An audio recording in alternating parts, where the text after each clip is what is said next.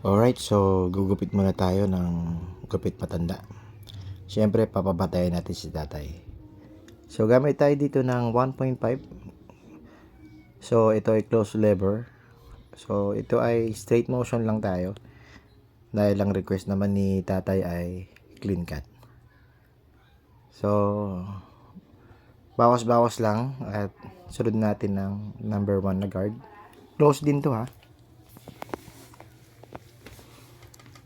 Ayan, so nakikita nyo ay gumagawa na ako ng blending. Hindi lang masyado nakikita dahil ang buhok ni tatay ay kulay puti na. At after nyan ay gamit ako ng 0.5. So close din yan.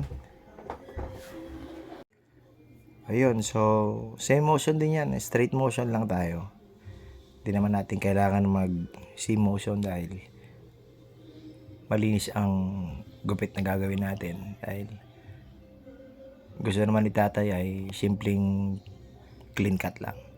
So ngayon ay close lever, wala lang guard dyan. So tanggalan lang natin yung mga buhok sa ilalim para makita natin yung blending. Yan, so kapag natanggal na natin yan, so ang gagawin natin dyan, kunin lang natin na may konting-konting buhok. Yan, sa likod ng tenga. Tapos, clipper overcomb tayo.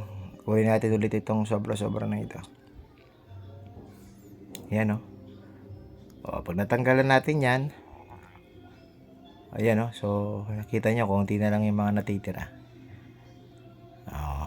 Ayos o. Ganyan lang yung pagugupit. Simplihan lang. Ayan, so after nyan, nakita natin, mayroon na siyang korte. So, same process din tayo dyan sa kabila. 1.5, number 1 guard, tapos 0.5, tapos 0. Ayun, linis-linis lang tayo dyan. Tapos, 0. Ganun lang yun. So, yun na. So, razor ang gagamitin natin dito. Panglinis din sa gilid. Hanggang paikot dyan, linisin natin yung mga sobra-sobra na buhok para maging smooth yung buhok niya sa taas na walang lampas-lampas na buhok. So linis lang na konti pag para hindi mangate. Siyempre basa tayo ng konti dahil gagamit tayo ng gunting. Ayun, so ito ay pagbawas na tayo. Sabi kasi ni tatay, bawasan natin yung buhok niya. So kabilaan yan para sa niya dalhin kabilaan ay ganun ang timbre ng buhok niya, yung hawi ba. Ayan o, linis-linis lang tayo. Ayan o, so formado na, napapasin nyo ba?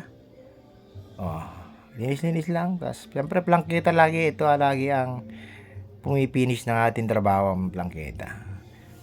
Alright, so gumamit din ako ng detailer dito para mas malinis na malinis. 0 ang ilalim. Ayun o, pogi na ni tatay. So pag lang. Tapos ahit na tayo.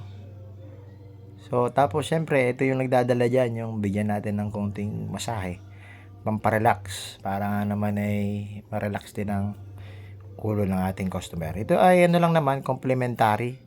Kung gusto lang o hindi, hindi naman lahat gusto ng minamasahe.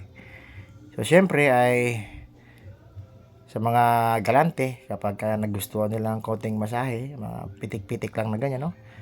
Himas-himas lang sa balikat, ay binibigyan kanila ng tip, minsan 20, 50. So karagdagan din yon sa kikitain natin. O siya, salamat, hanggang dito na lang. So papalo naman ang isa dyan. God bless.